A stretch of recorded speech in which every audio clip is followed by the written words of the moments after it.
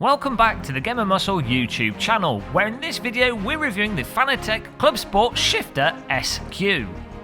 A simulator shifter that lets you go from reverse all the way to 7th and at the blink of an eye go from H pattern to sequential.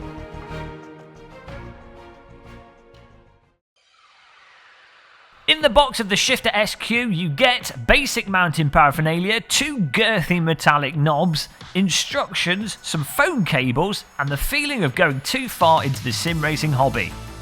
Now obviously they're not phone cables but cables that allow you to attach your shifter to your wheelbase should you have any of the Fanatec wheelbase on the market. This of course is good news for any of you that have a wheelbase, and especially those of you that are on console, because it allows you to use this shifter with the games consoles and also reduces the number of cables that you'll need to plug the shifter into your simulation setup.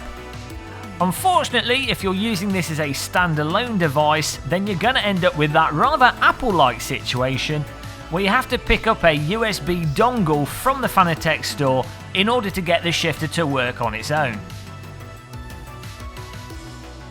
Almost making up for the USB shenanigans are the way, or should I say multiple ways, that you can mount this shifter to your sim rig, thanks to the rather heatsink-like design of the edge of the shifter's casing and the Swiss cheese-like underside, with multiple holes allowing you to mount it in any orientation or direction that you possibly could think of. In our case, we mounted the shifter to a Fanatec K2 cockpit using the side brackets, which gave us really good control of how high the shifter was on the rig.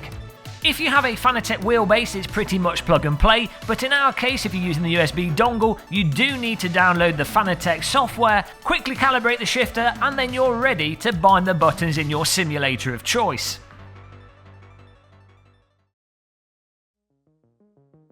When it comes to actually changing gear with the shifter, I wouldn't say it's exactly like any real-world car gearbox that I've used. Mostly because simulator gearboxes don't have that haptic feel of the vibration and the fact that it won't go into gear if you don't push the clutch in a real car, but also it doesn't feel connected to a whole bunch of cogs and gear gubbins that you find in a real car either. That said, because you can adjust the tension of the gear shift mechanism in this by putting an Allen key in the side and twiddling it left or right, you can get it so you get a very satisfying clunk and a very positive action, meaning that from a practical sense, you know when it's in gear, it's satisfying to push the car into gear, and the choice is yours as to if you want to approach it like Arnold Schwarzenegger or a baby that's just freshly popped out of the womb. Because the shifter weighs more than a half-flooded Titanic, at no point, even on the higher resistance levels, does it feel like it's gonna break or not respond well to a bit of heavy-handedness. That said, one aspect of the shifter does seem a bit wonky, and that is that it has about a millimetre or so of rotational play on the gear stick shaft. Though you don't notice it when you're in the midst of battle driving a 1980s Formula 1 car, it does negate that sense of the shifter being 100% rock solid, and though it didn't annoy me, it might annoy some. When it comes to the H-pattern shift arrangement, throw and general movement, I'd say it looks like Fanatec have gone in between a short shift and a standard shift that you'd find in a road car. More so on the road car side than on the race car side, which is kind of bizarre given that most people are sim racing rather than sim driving. Mind you, if you play Euro Truck Simulator or like older, slower road cars in simulators that use H-pattern, then it might be a better fit. Personally, I would like the throw to be a little bit shorter and a little bit sharper. It's not really a problem, but that's just a personal preference that you have to keep in mind because you can't change it with this shifter. In terms of the haptic feel and resistant consistency going from gear to gear, it's pretty consistent throughout the whole range of gears, but you will notice a slight difference between the central 3rd and 4th gear and going into that gear from 1st, 2nd or 5th and 6th into 3rd and 4th. And you will also notice, going from 5th to 6th or 6th to 5th, that there's a slight notch and bump between those two gears. That's been super nitpicky, and I think most people, when you're pushing it, driving on the limit, you're not going to notice it at all. But if you sit there and go through the gears, you will notice these subtle differences in resistance. Finally, it's worth pointing out that to go into reverse gear, you have to depress the shaft and then push it up into reverse, which is perfectly fine, and I quite like having that protection to stop me doing that by accident. But you also have to do it to go into 7th gear, which makes absolutely no sense. In my mind, it's best to think of this shifter as a 6-speed shifter rather than a true 7-speed shifter. All said and done, when it comes to the H-pattern mode and H-pattern shifting with this shifter, it's functional, it feels really nice, and at its core, it's just really satisfying to clunk it into the different gears, in many ways making the sim racing more physical and more immersive.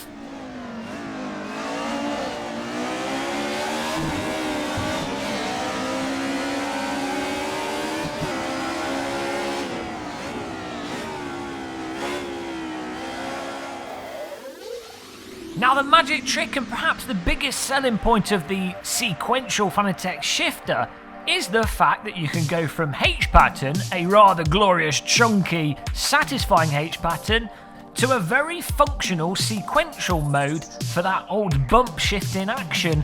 just by pushing 2 sliders and changing your knob over. Of course, it's completely optional to change your knob, but it's definitely worth it because the sequential knob is nice and elongated and has a really nice feel that's ideal for shifting sequentially compared to the more rounded and beveled knob that's for the H-pattern mode. In terms of the action and haptic feel for the sequential mode, it's simply a spring that when you push it up, brings it back to the centre. You don't really get a satisfying clunk like you do with the H-pattern mode, and the activation of a upshift or downshift doesn't even require you to fully push the shifter all the way in. It's about 90% through the movement that the button press is then detected. In some ways, I think the sequential mode is a little bit underwhelming, especially in comparison to how nice the H-pattern mode feels. But crucially, as I say, it's about the functionality and the fact that you can immediately go from a very good H-pattern to a very usable and still quite solid sequential shifter, all within the blink of an eye. I have to say as well, though I'm more of a flappy paddle guy when it comes to binary sequential shifting, driving a car like the Caterham 7 with your hand on the gear shifter bumping up and down through the gears is really quite immersive and definitely adds quite a lot to the experience of pushing that vehicle around the track. Flappy paddles might be faster, they might be more precise, but they're just not as engaging or as involving as sticking your hand on a good shaft and pushing up and down through gears.